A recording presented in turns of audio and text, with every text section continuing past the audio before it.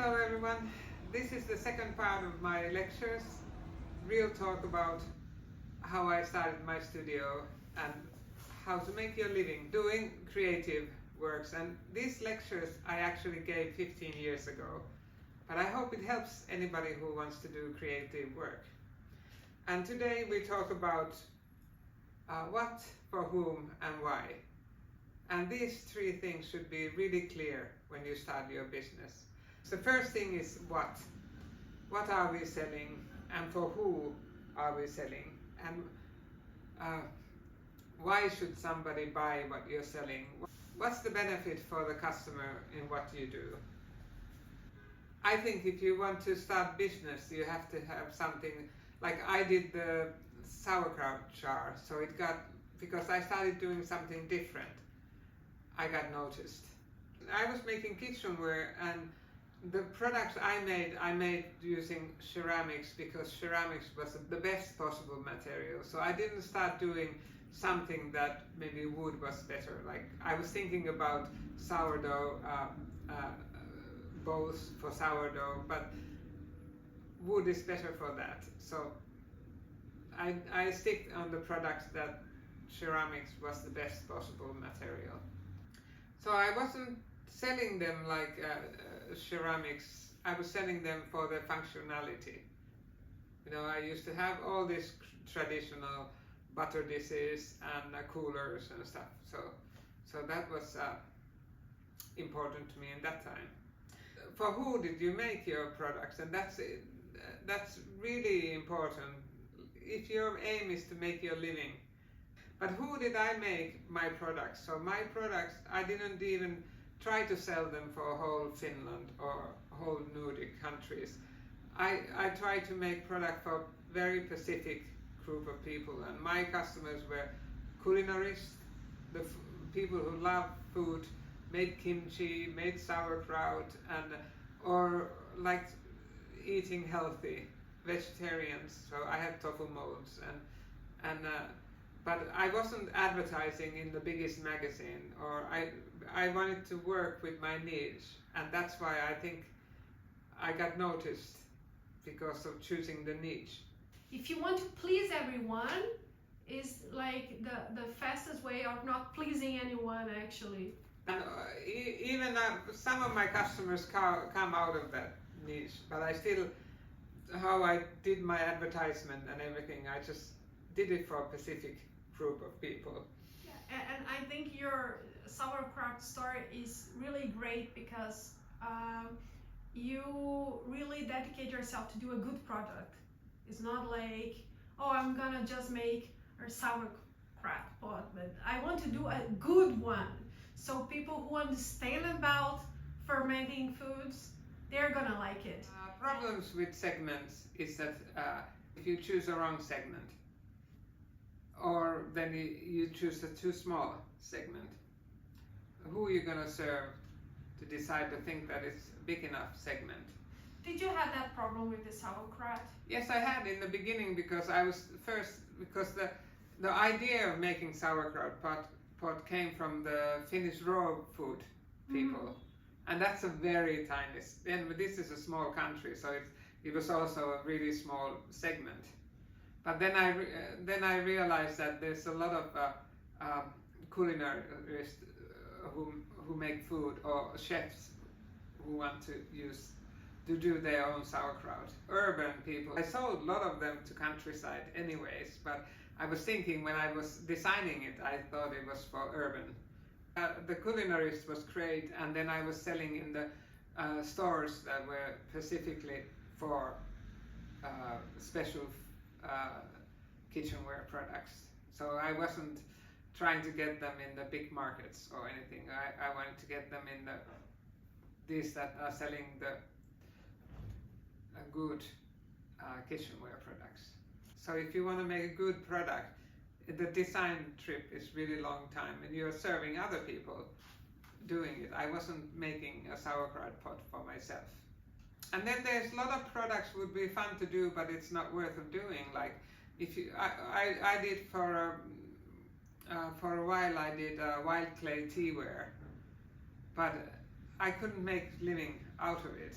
and there's so many people who are selling them so cheaply, and then I have a store in middle of Helsinki. It's expensive place where I do pottery, and I want to sell products in their real price.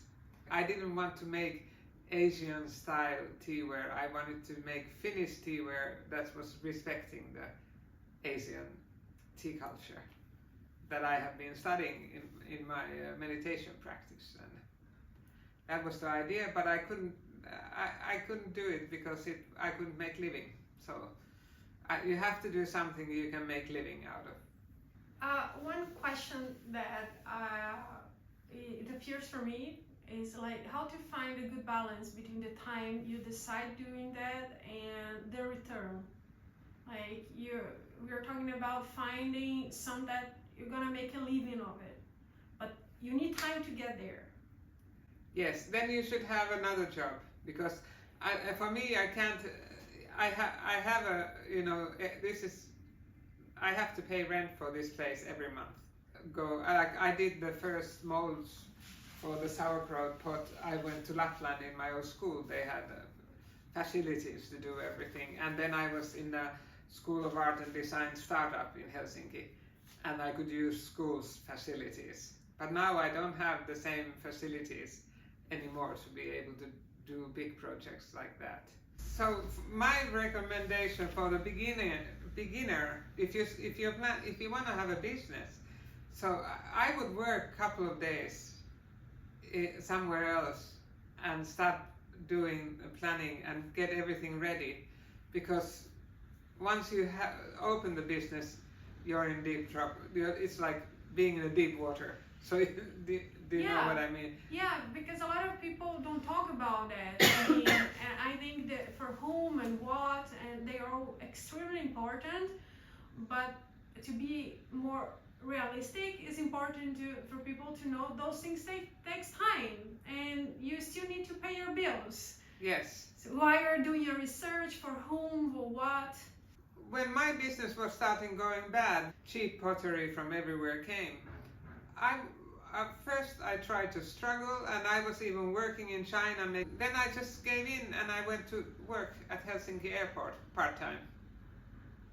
And I thought I'm going to stop doing the pottery altogether, but I came back to it. But I got my energy back at the airport, plus I learned so much, and I changed everything here at the studio.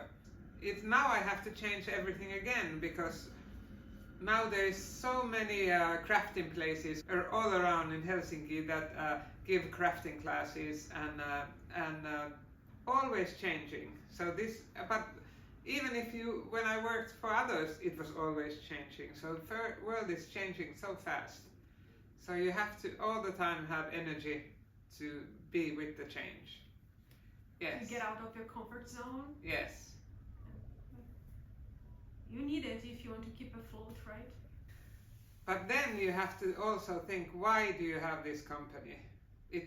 And the why, you should think the why in the customer's perspective. Not that because I like doing pottery, I want to have this. But in order to make your living, you have to have a really clear why on the customer's perspective. If you have a company, it's for service. So the why is from the customer, why they should buy your product. Why should you have a company for the customer's perspective? Why should they come to UDUMBARA when there is 50 other places around? I had some friends who were really talented graphic artists, but they always told the customers that they don't understand. And she won the fight but lost the battle. Do you know what I mean? I do. I think in the end the customer knows best what they need. Yes. I think it's a matter of not being arrogant and to listen to the customer. Yes. Right? Actually, I have to say that sometimes it doesn't work. Like this year I made a geranium pot, and I really listened to customers and made it on their demand. But I didn't ask whether they are willing to pay for it. And they haven't sold really well. But it doesn't matter, you learn. You live and learn. But it's not always so clear that it goes well. Like now I'm giving this lecture, I don't want to give wrong impression that I'm doing everything great all the time. So that's why I want to be real in this. But you talk about your sauerkraut pot a few times. But how long was this process of finding your niche, developing the sauerkraut pot, and move on the sauerkraut? How long? I stopped making sauerkraut pots in 2005 when I decided to start using only local wild clay. Because I had worked in China and I realized that no, I can't. I have to do something that cannot be done anywhere else. I was working at Helsinki airport at that time too, and then I thought, actually, there were some people using local clay, but they made like touristic stuff, like they for tourists, or they were just when people were traveling, they could buy candlesticks and stuff. Souvenirs. Yeah, souvenirs, and no one had made flower pots for the last 40 years with local clay. So I decided that I'm going to start making flower pots. So you want to be the first one in your niche doing it. But that's when I stopped using stoneware and making my clays and stoneware clay here. So I decided when I was at the airport working there, I was doing 3 different materials here. I was doing my sauerkraut pots where I used slip casting, and then I did on the wheel stoneware, and I used to mix a lot of my, I don't like buying ready-made materials because they all look alike. So I did all my glazes, and even if I bought ready-made clay, I used to mix it a little bit so it didn't look like everybody's clay. I had the studio, but I also work at the airport. I didn't have time, so I've stopped using anything else that local clay. After I came from China, I was just shocked about the realization where the materials come from, and that there is overproduction in the world. The whole ceramic world, like they used to be treasures. You know, the coffee cup you had, it was and now there's overproduction and everything is really cheap. Even the Chinese told me that Europeans don't want to have good, they want to have cheap. Even in China, if you wanted to have a good teapot, it was expensive. For me, value is that you know the source of the material. Wow. And nowadays my customers are ones who it's important that the material source is known. But why? Why is that? It's a human rights issue. If you don't know where the materials come from, it's the same thing. You know, people with their nails and hair extensions, and if you don't know, it's not wrong to use foreign materials, but you should know where it comes from exactly. Because for example, in my field, everything is dicked. It comes from earth, but where is the earth and who is doing the labor? And I don't think I'm particularly green person, but I want to, for my own soul, I want to produce something that I know the origin of. I'm making by hand flower pots. You can get flower pots in thrift stores for €2. So not everybody wants to buy these. These are expensive comparing the thrift store, or if you go to any market, the flower pots are €5, €2. But the quality you cannot compare. And the feeling is totally different. Yeah. For me, I touch this kind of flower pot and then I touch the industrially made kind, for me it's totally different. But not most of the people don't see any difference, and then they are not the ones who would buy my products. And that's fine, right? I think there is this uncomfortable feeling when you have to choose a niche that you're not gonna please everyone, and you have to be fine with that, right? Yes, make my living. My aim, my goal, and like what's my future is that I studied first wanted to be a painter, and then I said, this is not a proper profession. I'm gonna be a ceramics. That's a profession. That's how I got to this. And my plan was always to make my living doing my profession. You have to think that what does your business give? What does your business give to this world? This was the lesson number 2. Thank you. Nice. And thank you. I want to take a picture of you now. Oh, no, I'm horrible. Let's do it some other way. Okay. I just came from the gym. I'm looking terrible. You can put a nice picture of me.